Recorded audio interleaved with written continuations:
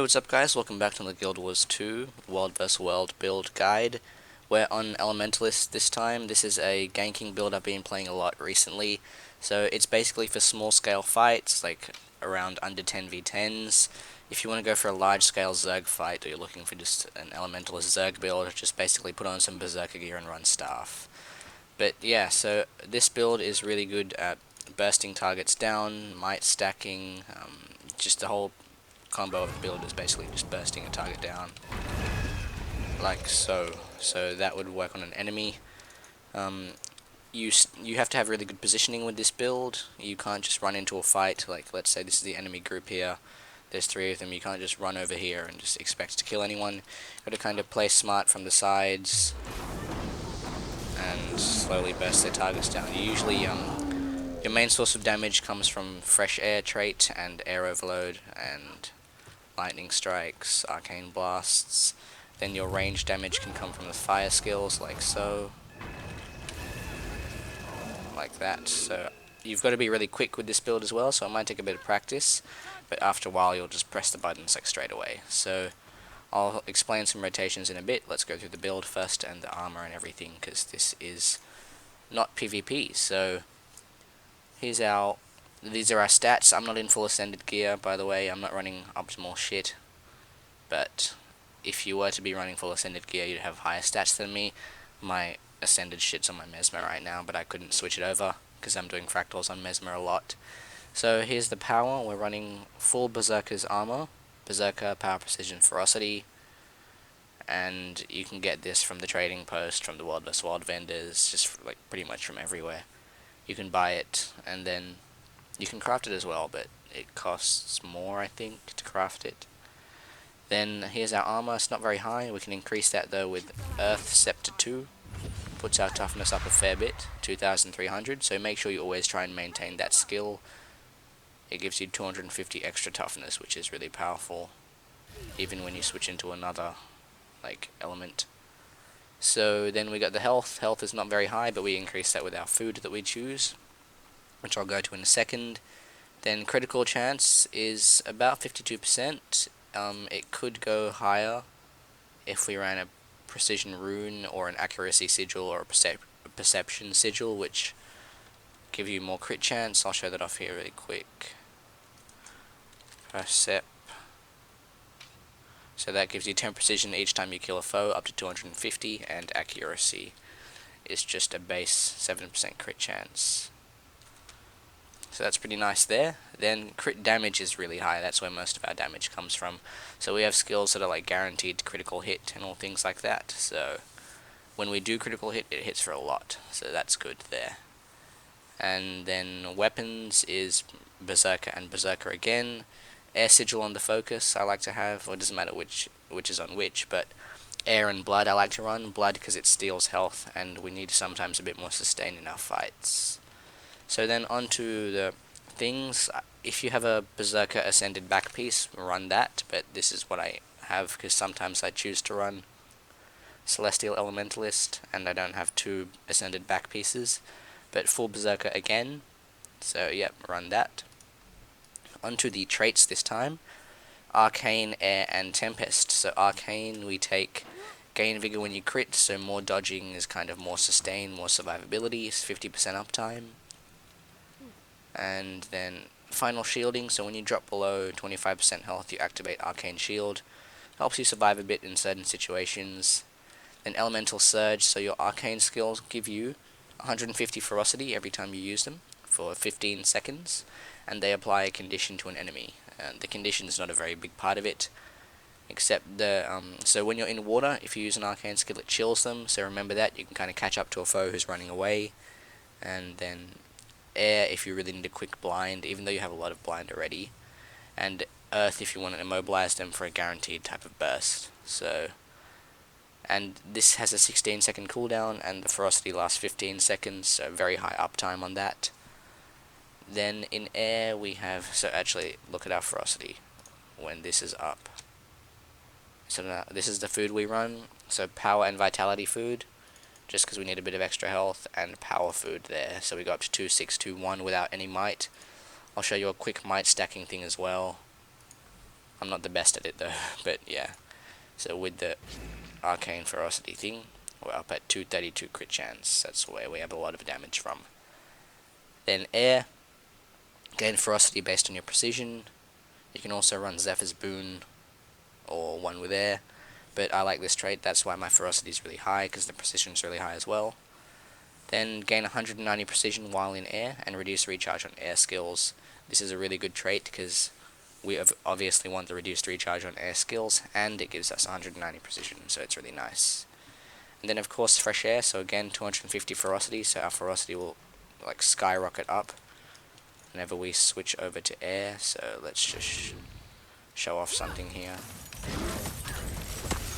So we now have 250% crit damage, which is crazy high. And then what do we got? In Tempest we have Unstable Conduit, so we get a free Shocking Aura every time we overload air, which is very often. You'll be overloading air very often. You can run Eye of the Storm as well if you want for the free stun break. That's optional. Yeah, you can pick which one you like. One's more offensive, one's more defensive. Then auras you apply grant regen and vigor. You don't have to run this. You can again run Harmonious Conduit. We don't run any shouts, but yeah, we have, where is it? We have a fire aura, so then we get a bit of regen and vigor. We have, yeah, we don't have any other auras though apart from the overloads. So this trait synergizes well with this one. And then Elemental Bastion, so auras you apply heal allies. And you gain a Frost aura when you're struck below the health threshold, but that has a big cooldown. So you can run Lucid Singularity.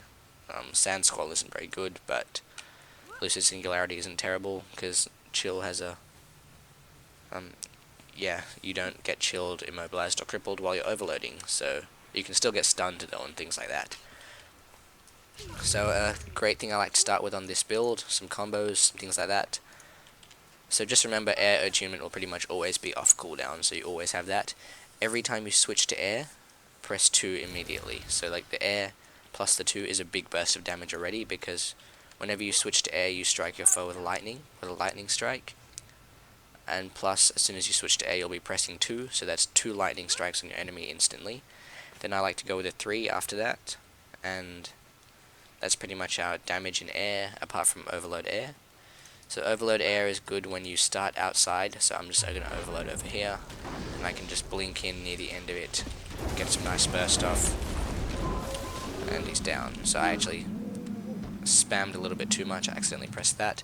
So a thing I like to do, as soon as I overload air, I switch into earth and I focus 4, because that's the quickest casting skill we have. You can switch into fire as well, but these skills have a cast time, they take a while to hit, so you won't be able to get back into air straight away, which is my goal. So as soon as you air overload, I'll show it again.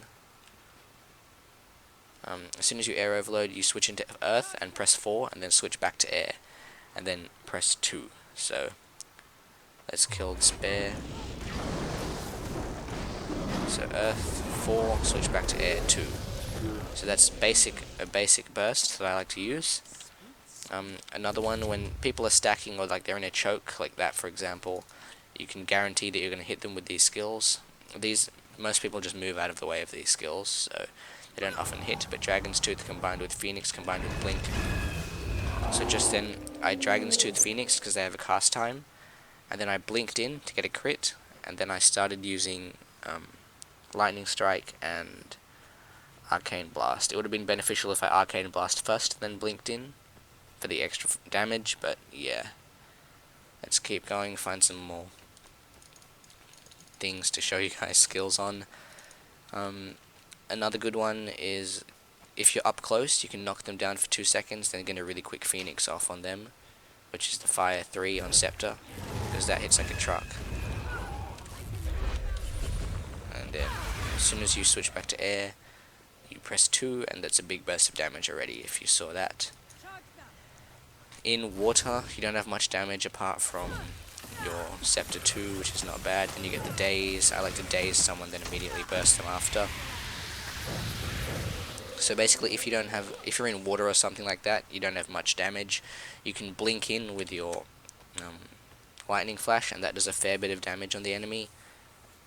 Oh my guild, we have a tower. Cool, cool.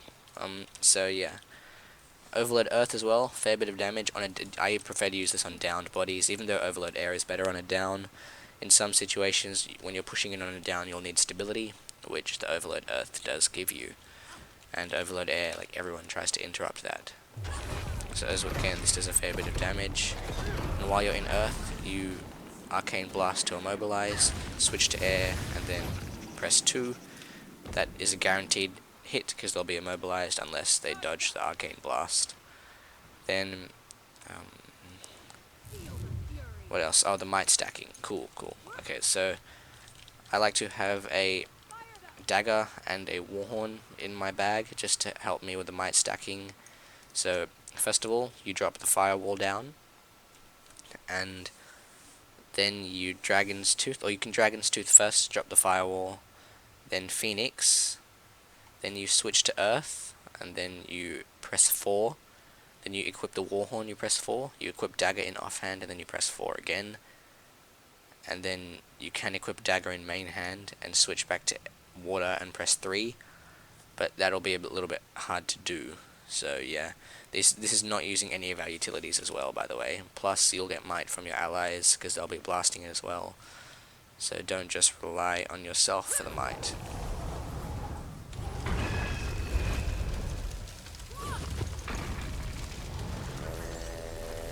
So yeah, you saw that there. That was 6 blasts of might. So we got 18 stacks. We'll definitely get some stacks from our allies. So with that 18 stacks of might before a fight, we're up at 3.1k power, or 3.2k almost. So we'll do that again, and then we'll try and burst this spider down. Switch back to focus. Always try and might up before your fights, just for the extra damage. And it really helps with your burst, because going from like 2.6k power or 2.7k power to 3.2k is a big difference. So let's pop it here. Wait. Dragon's Tooth, Flame Wall, switch to Earth, spam 4. Then get a dagger 3. And switch back to Scepter, focus. We only have 15 might, I think we messed one of them up. Yeah, so that was just massive damage there. And we don't have any quick crits, that's a problem. So yeah, that's why you gotta save your lightning flash sometimes. And there we go. So also, ranged pressure is just your Scepter auto attack. Even though it's not very high, it does build up very quickly. And then when they come to you, just get some big bursts off. Oh, he didn't die. Also, while you're running away or kiting someone, you can spam lightning strikes, so that helps. Also, you can kind of line of sight with air overload as well. Like, I could hit him from behind here, and he can't hit me. You can kite around while inside of it. Air overload gives you a lot of immunity as well, because people aren't going to really push into you on air overload unless there's a lot of them, or unless they're ranging you down. You're going to be pretty safe from most melee targets. Like, even if a thief jumps on you in air overload, he'll probably die before you. You can very quickly burst a thief down. You can burst You